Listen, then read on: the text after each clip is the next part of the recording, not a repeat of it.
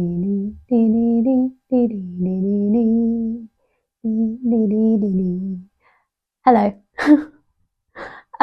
If you're wondering why I am lipsticked up and I have a empty Christmas tree behind me, it's because I want to decorate my Christmas tree because it's the 1st of December today. So happy December. And I also had the RSA event on Thursday evening. So I kind of wanted to do another little reflection like I did when the colorism exhibition and events happened.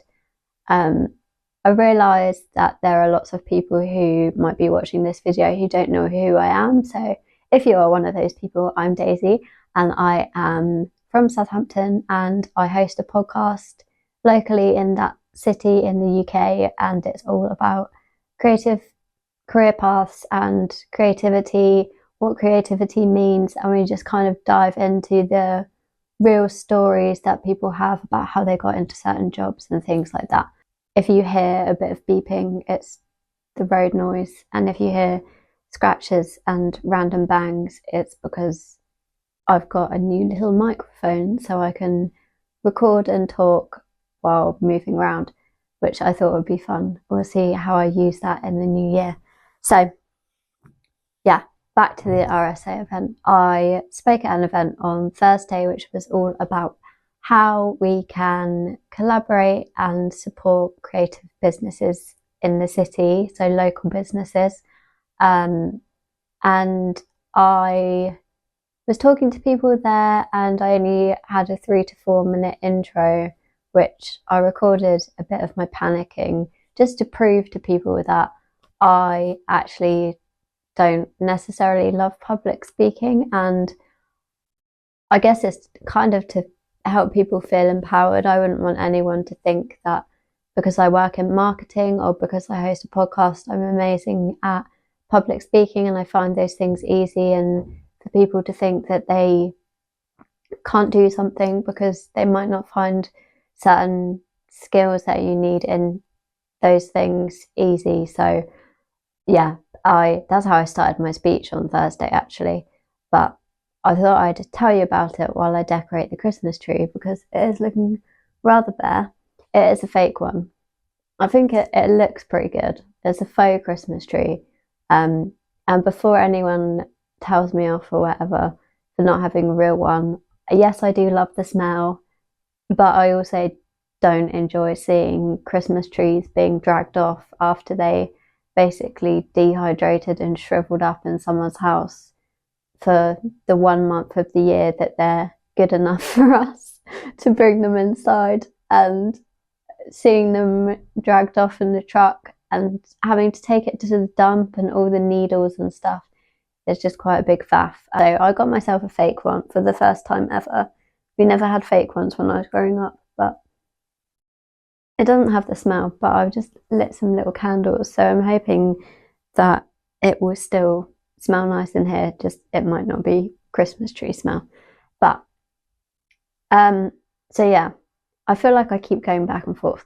So the RSA event, I met lots of new people, which was really lovely, and the energy in the room was amazing. I knew that Southampton had a great support and creative community and people who are doing creative things and engaging with their creativity, but actually being in the room with those people, I think this is what made me nervous. It was the first time that I'd actually been in the room with lots of people, and as much as I enjoyed it, I am definitely still a small group person. I like maybe up to 4 people. Beyond that, I like when people are starting conversations across the room, and you almost have to catch up with people's brainwaves. It's fun, and it was really nice to be there, and it was super cool to end pretty much 2024 on something like being on a panel with the chief of staff at the RSA. That was very cool, and I'm very proud of that, but I'm not going to pretend that I didn't find it like a little bit over stimulating. I'm starting to wonder whether there's something that I don't know about in my brain. But anyway, so I don't think I've ever really told people that really obvious things while I was still getting used to being on camera and stuff when I first started the podcast. And I think I did a solo episode at the very beginning and talked about my like journey. But I don't think I've ever told people like the real basics of like, where did the idea come from? How did it get to be called Inner Avenue? And I shared a bit of that in my intro on Thursday, but I feel like there was a lot that I missed out because, as I said, I only had 3 or 4 minutes to speak, so I couldn't really put everything in there. And I think just it's this back and forth of a conversation. Like you get to have people ask you questions, you ask them questions, and it's kind of like a nice gentle game of tennis or something. Whereas when you're speaking to and kind of at a room full of people, until you get to the conversation bit, it does feel quite one-sided. So even though I'm talking to a camera and there is nobody here, I still thought it would be nice to just reflect. And also the series that I've been doing very sporadically of the realities of starting a podcast, which is on YouTube. It feels like a sudden step up with the podcast in a way, because now more people know about it. I've been in the room with people from like the universities and the big cultural organisations in Southampton. So I feel like there's a bit more awareness of Inner Avenue now and me as a person, I guess. So yeah, need a cup of tea. I've got it's called Winter Warmer. It's very nice actually. I've never had it before. It's a pucker tea, and I think it's like rooibos orange and cranberry or something. Christmassy. So yeah, I'm going to talk to you while I decorate the tree, and hopefully that will be interesting for people. I'm going to turn the lights on first because that is the real beast. I think I'm going to do that first. So, Inner Avenue. Those of you that don't know, I went to university in Bristol, and before I did that, I had no plans to go to uni. Neither of my parents went to university. My stepdad did, but my actual mum and dad didn't. They both worked for themselves, and I had finished college, the normal college, A-levels at Barton Peveril, and I'd studied art and stuff all through school, and I really liked English as well. So I went to college and I did graphic design. Should I start from the top? Yeah, maybe I should. This has got a nice long green cable. This is going to be a bit all over the place because I'm talking and doing something, which is not my best skill, I'm not going to lie. I'm not a multitasker. So I went to do my A-levels, graphic design, English, art, and I think I did like an extended project. You could do that at the time. I don't know if that's still a thing, but I did creative writing. So the artsy, Englishy subjects I really enjoyed. And before that, I was like the crafty kid. I used to love painting pictures. My mum always used to have loads of arty things in the house. We had like a craft cupboard and stuff like that. And I used to love drawing and colouring in and puzzles, and I used to make my own cards. I think it was partly because this was what year would it have been? This is where I got to whack out my maths. I don't know, but it was the era of dial-up in internet, so my parents were very conscious of how much I used the internet and was on the computer, so we used to have a bit of a curfew kind of thing, and that used to make me very angry because I used to love playing The Sims. Not really because I wanted to control people's lives, it was more because I loved the building aspect of it and building the houses, and the rosebud cheat where you got all the money for building what you wanted to build without having to work for it. That was also very good and unrealistic. This is so hard. The lights are the worst job. So I had a few favourite films as well.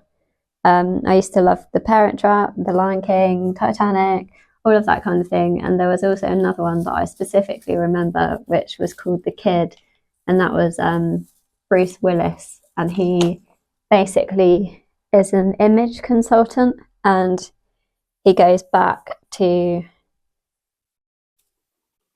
his younger self, visits him, and so does his older self, actually. So he ends up in this like 3-way thing with there's 3 versions of him. But I really liked that film because it was probably one of the first things that I saw where somebody had a creative job. So I mean, he's the angriest character ever. It's not like he's like nice, arty and all of that kind of thing. It's not like the romantic scene in Ghost or anything. So I got a lot of inspiration from characters that I saw in films and on TV, and I was kind of decided how I was going to try and not navigate my life, but I guess because my mum ran a preschool and my dad was a bit of a everyman, to be honest. He worked on cruise ships and does a lot of building work kind of things. Like he's quite a handy guy. So I didn't really have someone who was doing something creative as a career, if that makes sense. And I never knew what I wanted to do. I wasn't one of those kids where I was like, I know exactly what I want to do when I'm older.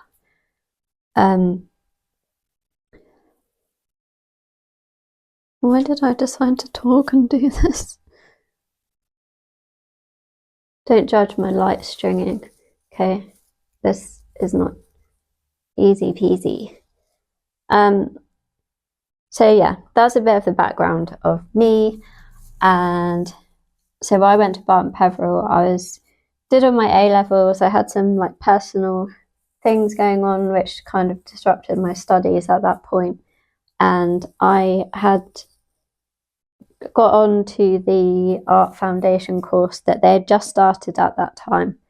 It was brand new, and I think it was about the week before I was supposed to start. So this was 2012, and I hadn't heard anything. So I was like, this is weird. Surely I would have had some information about what's happening by now. So I got in touch with the college, or my parents probably did. It probably wasn't me because I was terrified of the phone. I was told that they weren't letting me on the course in the end after all because my attendance for the second year of college was really bad. Because, to be perfectly honest, I was struggling with depression and they knew that. So they basically said, yeah, we're not going to let you in because we don't think you're going to pass. Looking after their own butts, pretty much, because they obviously had a new course and they wanted people to be doing as well as possible. Otherwise, it looks like it's a crap course because no one passes. So they were like, yeah, we don't want you. And luckily, thank goodness for my dad, and he was around because he's away a lot. But at this point, he was around, and he marched me literally to Eastleigh College, which I'm sure some of you will know is on the same road. So we marched up there because they did a art foundation course too. We went into the reception and he was basically like, my daughter's just been kicked off the course at Barton Peveril, will you take her, kind of thing. And they went through all the things of saying, oh, how old are you, blah, blah, blah. You have to be this old to do an art foundation, because I think at the time, and this might still be the case, you couldn't be older than 19, I think. Or no, I think you couldn't be older than 17. And my birthday is the very beginning of September. So I think I literally was just about okay to get onto this course. So we went and met the course head leader at the time, who now works at Solent University, and all the teachers when I went to Eastleigh College were incredibly supportive of everything that we were trying to achieve with our work, and they were fun, and they had all done like their own things, which I think is really important when you're studying. You need to have, especially in creative subjects, you need to have teachers who have actually been out in the world and kind of experienced the highs and lows of the area that you're studying, or at least some sort of creative like avenue, because you can't learn so much from people who don't know what it's like to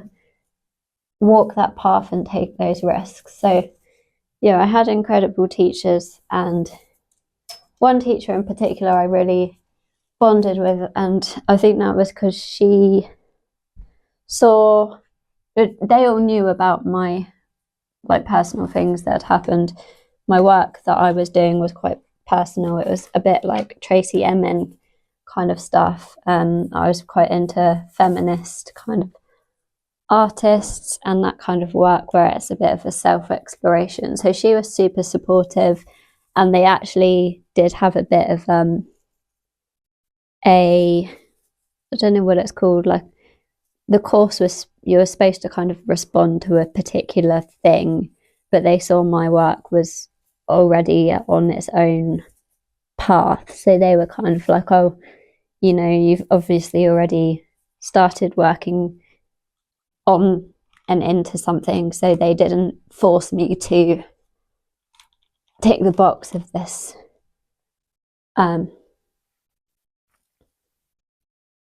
I don't know, question or whatever it was. I can't even remember now, to be honest. So yeah, I did a year of that course, and I hadn't wanted to go to uni up until that point. I'm a bit of a rebel with no cause. I don't like to do things that other people are doing just because other people were doing them.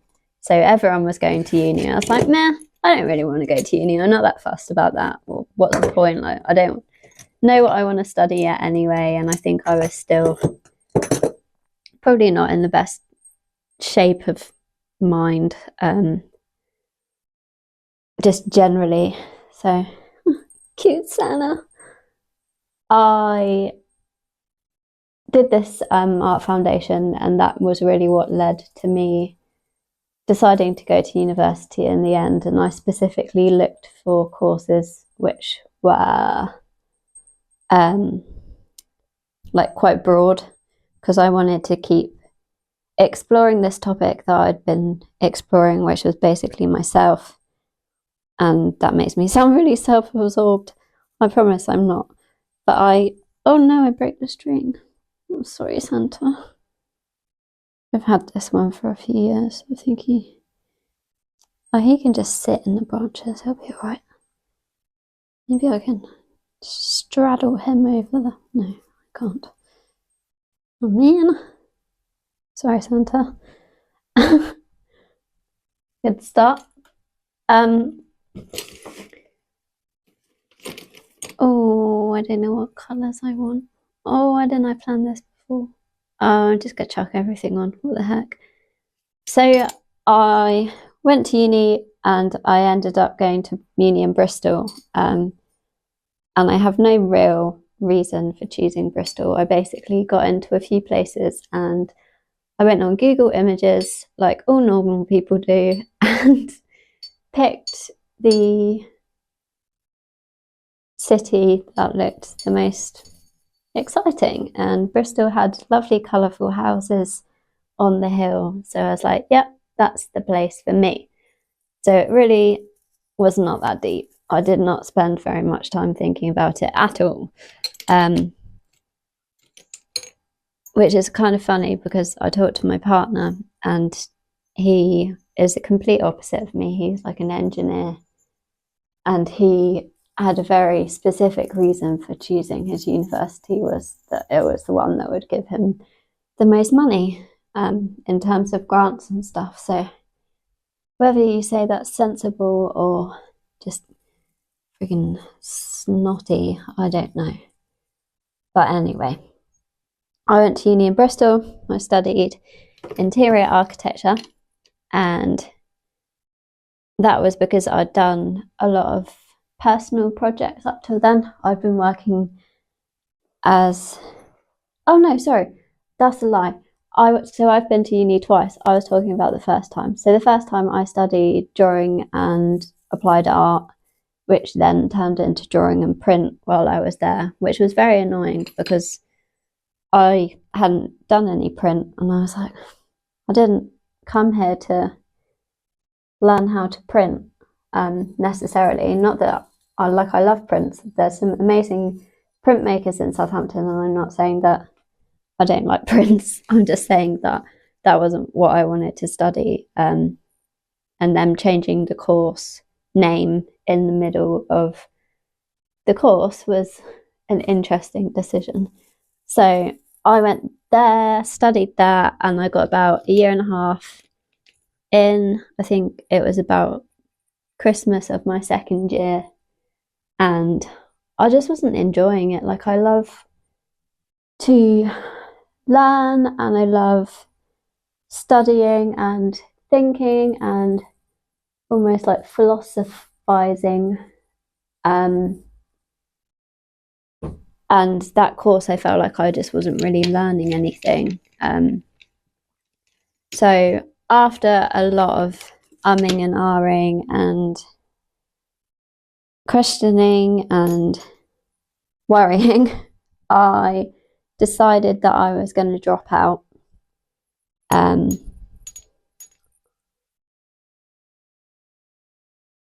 Which was a really hard decision to make, and it was super scary, not because I had I would be leaving like my friends and stuff. It was more that I didn't know what I was going to do instead, which is one of the things that you really have to think about when you decide to go. Well, you have to think hard about going to uni in the first place. I think people fall into this trap of not really knowing what else to do, so they end up going to uni, and maybe sometimes they're not necessarily needing to go to uni for the thing they want to do, which is what the podcast is about. And I guess that's because I've experienced that. I wasn't confident enough to be like, oh, I'm gonna just go out there and start something like the podcast now. Part of me thinks, oh, it wouldn't have been good if I'd have done this sooner. But then at the same time, I know that I didn't have the courage at all to be doing something like this. And I really struggled after I dropped out with like anxiety. I think it got worse because I didn't really have a structure and things. And I ended up going travelling with my partner at the time and the rest of my student loan. I may or may not have lied to the student loans company about where that loan was, because I'd gone to the student advisor when I decided I wanted to leave, and she said something about maybe being still in the kind of having to pay bracket because of when I would be leaving. But the advice wasn't very clear, and she didn't seem to really know. So basically what happened was, because I had already started the term in like January, I ended up having to pay for the whole term, even though I dropped out in the end of January, the 1st of February, very early February. So that was an expensive mistake that nobody really told me about. And I guess that's why I didn't know it at the time, but I guess that's part of the reason why the podcast is talking to people in lots of different creative avenues and asking about how they did it, was because I got super fascinated, I guess. And I spent quite a while thinking that I wanted to do interior design, because I had done a cleaning job, which was pretty not very glamorous, but it did give me a lot of time to just be in the world and get used to being in Bristol and things. But the pay is shocking. So I was on the breadline. The breadline, yeah, for a while I was doing that, because as well as it's well paid per hour, most of the time, it's exhausting, and every hour that you do get paid for, you've physically grafted for. So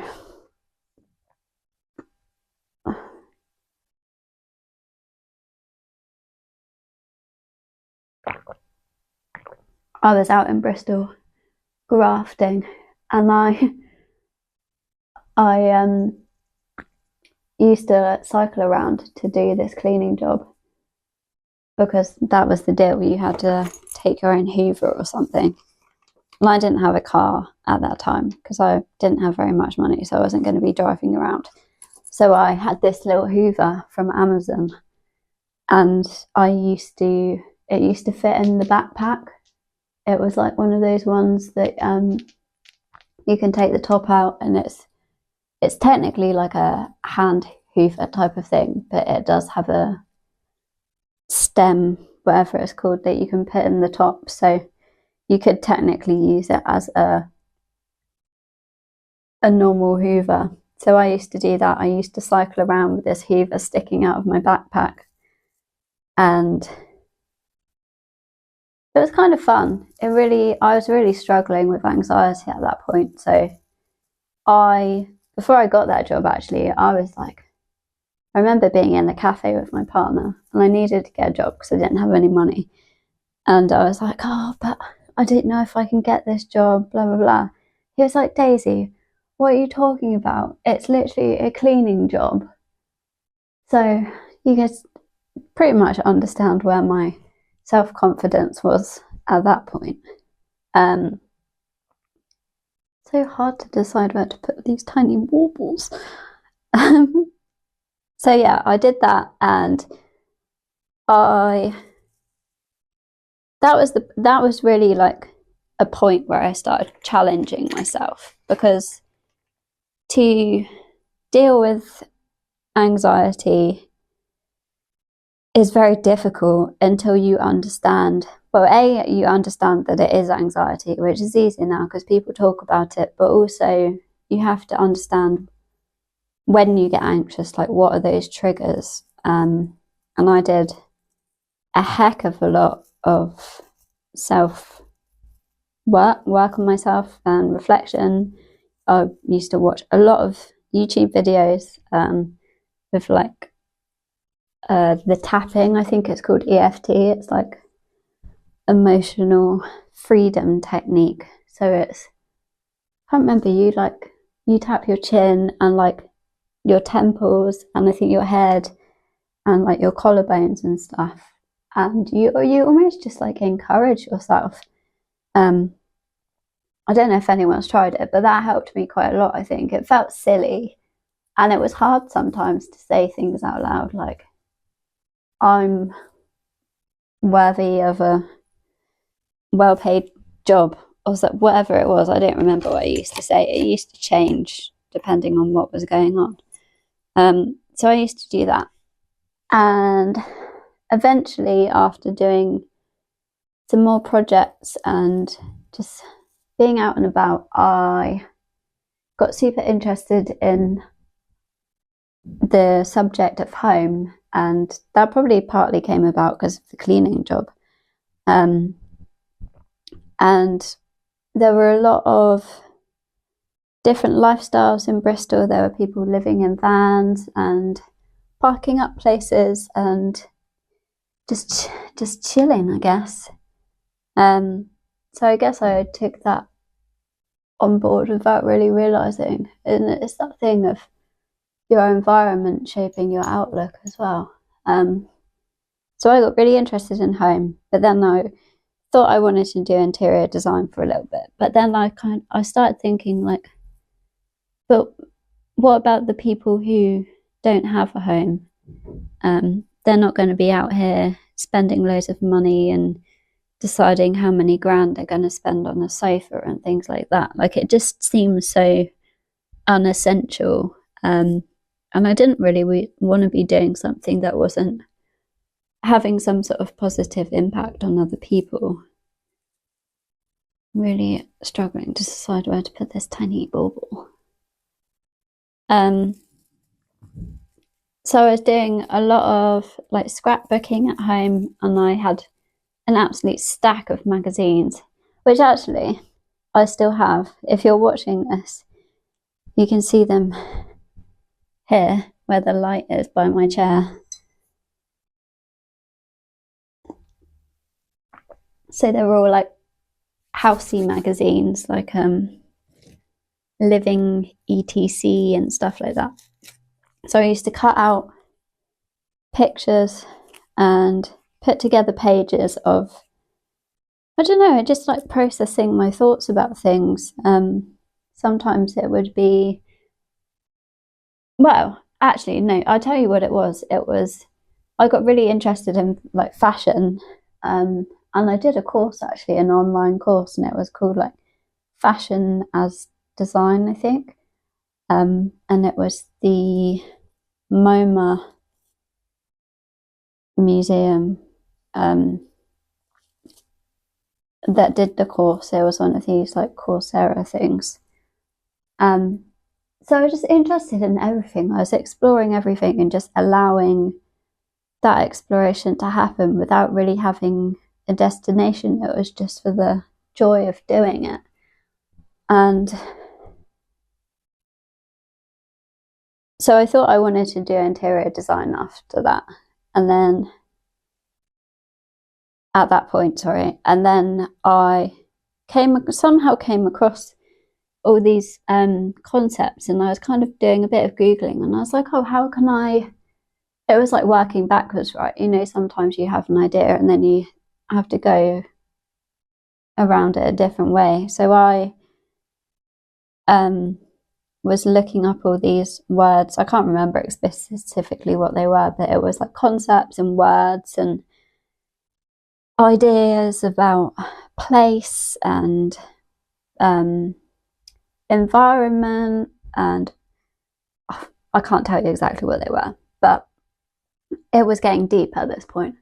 So I ended up discovering architecture, long story short, and more specifically interior architecture. So a lot of people haven't heard of interior architecture as a degree. So to tell you what it is it's kind of in between interior design and architecture. So you have the technical side of architecture. You learn how to do 3D drawing and architectural plans and a bit of maths. Well, you don't learn how to do the maths actually, but you need the maths, which is not something I'm good at, even though I work for a maths charity. Well, I'm not bad at it. I just have to like put myself in the right frame of mind. I had a maths tutor when I was younger, so just needed that extra time. But I did interior architecture, so I could stay at the same uni to do this. So I wasn't looking to move out of Bristol because I was still in Bristol at this point. And what else is in here? Sorry, this is about to get loud. There's some silver baubles. Oh, I've got some see-through ones actually. Need to climb up there for them. Well, I need to go and meet my friend around the corner in a minute. So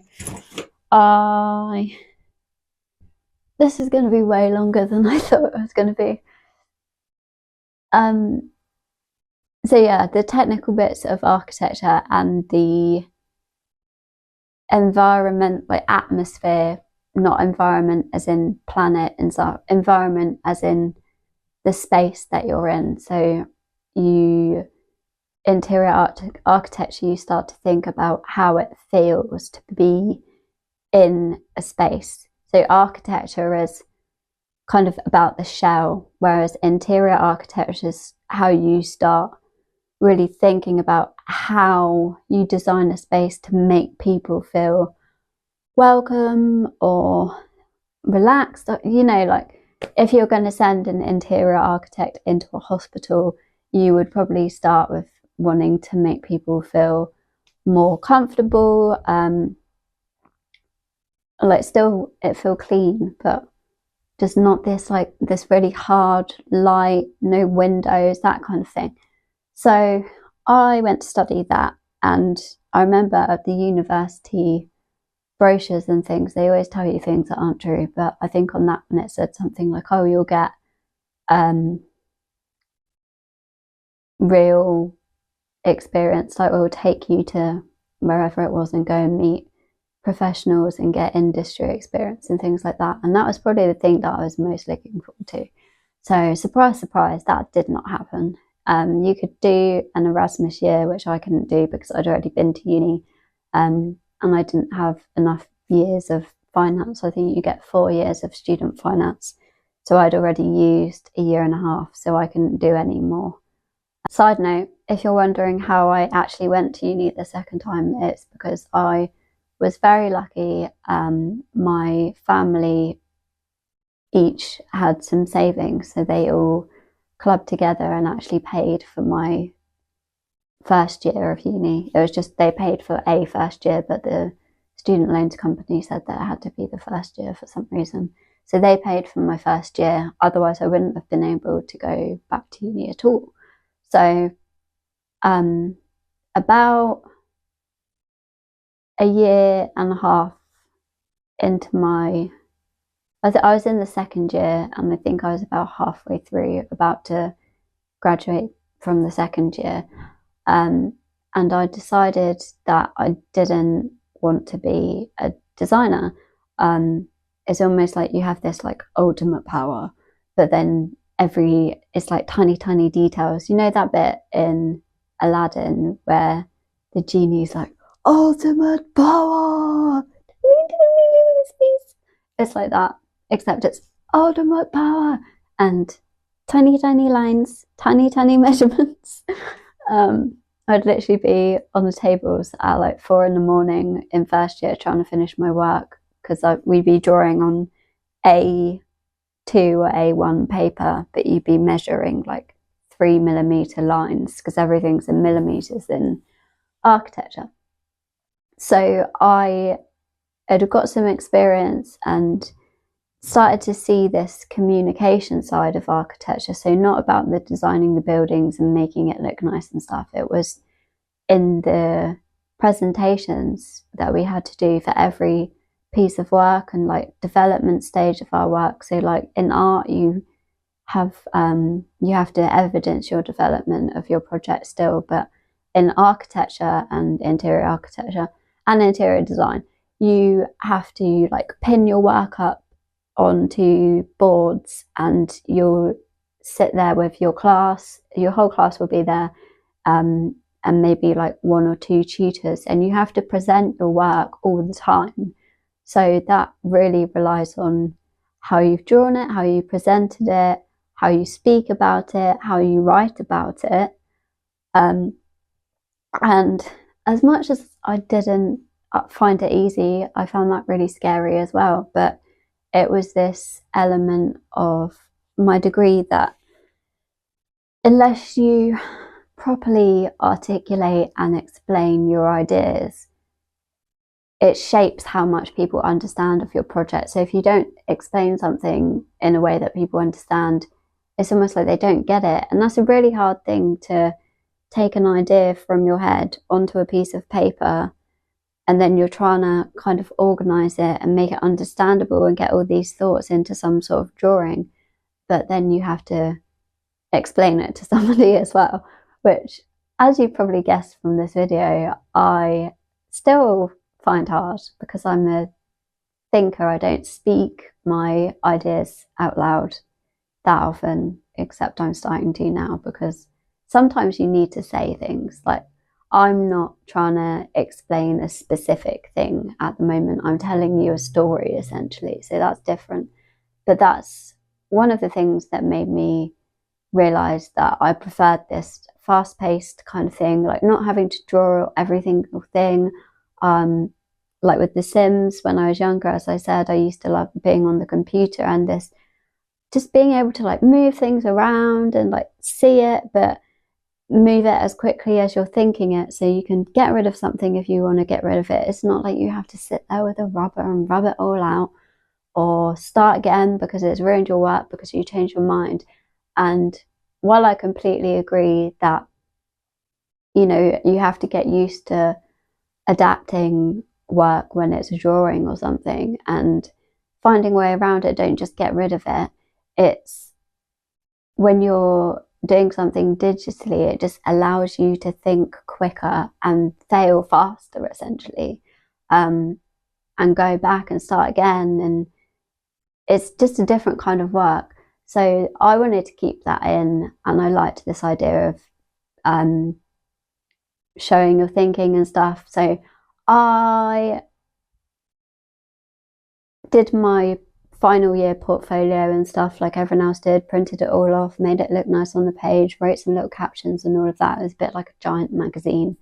But I also built a portfolio website on Squarespace, and that was probably the first time that I realized that that was something that I really enjoyed, and I did it off my own back. I learned how to use Squarespace myself. I didn't know that much about websites, but I knew a bit, so I could put it together, but I was doing it from a like artistic perspective. But it's just engaging in this creativity and allowing these ideas that you have of doing something a different way to become a reality. Like, you don't always have to keep all these ideas in your head. Just because someone else isn't doing it doesn't mean that you shouldn't do it. So I had this website, and that was when I really got interested in marketing, because it's essentially marketing, web stuff, the digital side, the faster paced bit, the things changing, the learning, and it balances this, I guess, creative angle, but also having the techie digital bit, and the practicality. I think that's something that people and people's parents slip up on with creativity when it comes to jobs quite a lot. Is, you know, you want to do this creative thing, but then they're like, but is it practical? And sometimes you don't want it to be practical, I'm not gonna lie. But then there is this element that came up in the RSA conversations, which I've strayed way away from by now, is you still want to make a living, and you still need to make money, you still need to pay bills and eat food and stuff. So I finished uni, and I was working in a cafe, and then before I finished uni, actually, I graduated in 2020 when I was 27, nearly 28, or I was 26, nearly 20. I can't remember, but it was like that middle 20s bit. So I was working in a cafe, the pandemic hit, and I literally got a phone call from my mum. She was like, you have to come back, they're going to shut down the roads, blah, blah, blah. Like, everyone didn't know what was going to happen, but that very first announcement on the TV where they were like, COVID's hit this country, or whatever it was, I didn't actually watch it, so I don't know. But I packed up my room in one night. I was ready to go to bed, to be honest, and then I had to pack up everything into my little car and take as much home as I could. And that was when I left Bristol. It was, I think, 1 a.m. by the time I was driving back. So it was quite an abrupt, like, divide. And I never thought that I would move back to Southampton. So I came back and I was finishing my final year while I was in my parents' one of their bedrooms. It wasn't really my old bedroom, it was just a bedroom at that point. So this windy road. So I finished my degree and then I worked as a carer for a little while because there weren't really very many jobs, and I was like, well, I'm just gonna take what I can get, and I wasn't sure what I wanted to do anyway. And I did that for a year and a half. So I was a live-in carer. If you don't know, that basically means that you live with the person while you're looking after them, whether that's a month at a time. Some people do a month at a time and then have a month off. I used to do it 1 week on and 1 week off. So I used to look after somebody, and it wasn't an experience that I ever thought I would have. But it's very humbling. I guess there's no immediate connection to being creative, but it's just engaging in this like real life and the real fact of life. Like, everyone's going to get old, everyone's going to die, but not everyone will get to a point where they can't look after themselves. And it's weird because you almost it just takes a lot. It takes physical strength, emotional strength. You have to like look after their hygiene in ways that you would never necessarily think that you won't be able to do yourself, especially as a young person who's just come out of university. But I got lucky because I was with a really nice family in a very nice house in Warsash, right on the river. So I lucked out in my placement. And he passed away 1 week when I was working, which again was another experience that I never thought that I would have, and especially not the first experience that I had with somebody passing away as a job. So that happened, and then I was working doing like hourly care stuff where you drive around in your car, but it wasn't as fun as it looked. I wasn't taking people out in their wheelchairs for nice walks because it was COVID, so everyone was at home. I didn't do that for very long because I didn't like it, to be honest with you. And I was doing a bit of decorating because I was staying in the annex house of the house that I did the live-in care work. So his wife was still there after he passed away, and I got quite close with the family, and they were kind of like, will you stay for super, super cheap rent and kind of keep an eye on her and keep her company and be around as someone who'd been around for the last nearly a year. So I was there and I got to decorate this little house that I was staying in, which was very fun. And that was when I started my first Instagram account. So it was supposed to be like one of these interior design decorating Instagrams, but I wasn't earning very much money. So I wasn't about to go and spend loads of money on painting every single room like an amazing colour and changing everything, blah, blah, blah. Because at the end of the day, I was going to have to move out either way. So it was a fun project, but I wasn't about to sink all of my little savings that I had into that house. But what it did allow me to do was take an apprenticeship that I was offered in Southampton by a design and marketing agency. So it wasn't particularly well paid, as all apprenticeships, that's the case. But it was almost like all of these experiences of just bobbing and weaving had finally started to come to a culmination point. I almost felt like I'd been rewarded for being willing to take this job and have this experience, that a lot of people would just be like, I'm not going to do that. Why would I do that?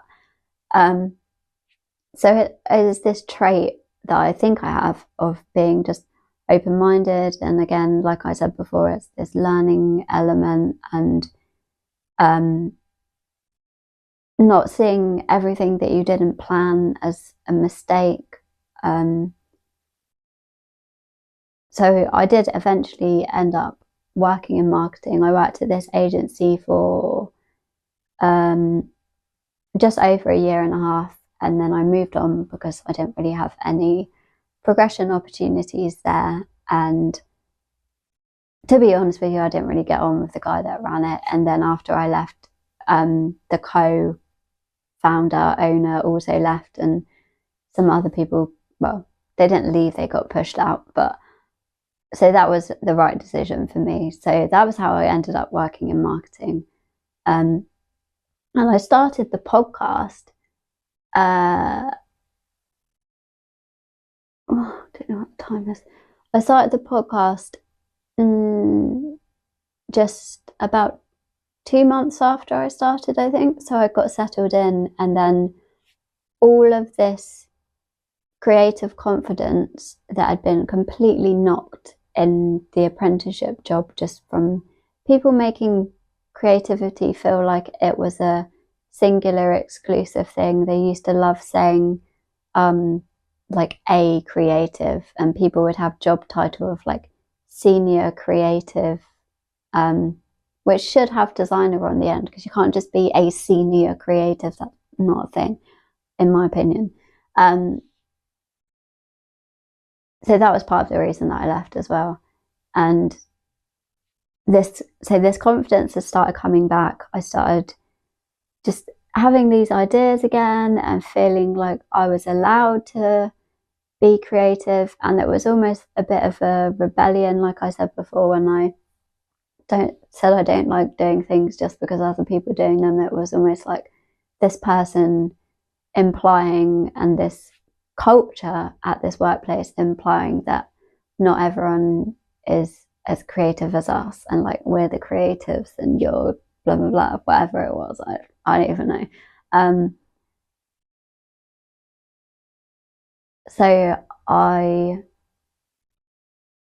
guess that's where the idea for creativity being the theme of the podcast came from, but also the experiences that I've just explained as well. Because I think if I hadn't had that experience of feeling outcast from being a creative, I probably wouldn't have questioned what that even means so much.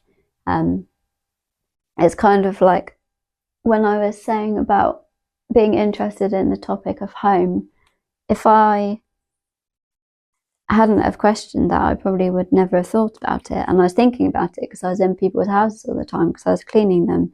So being in this workplace, which was my first experience of being in a commercially creative environment, was the first time that I'd really thought about what it means to be creative and what creativity actually is, and who has the like right to say that they're a creative and why. And yeah, it's one of those things. It's a weird one, but it turned out a little bit after I started the podcast, and it got started, and I got over the fear of being on camera and sitting here talking like this just casually without saying all the time. But I'm doing that now because I'm thinking I haven't like scripted this out. I'm going to be conscious of it now. So I got super passionate about it, and I started seeing this research about not just the creative economy. It was before that. It was that young people aren't taking on creative subjects at college, and they're not doing the creative artsy degrees. And I think that partly is down to this balance of practicality and creativity.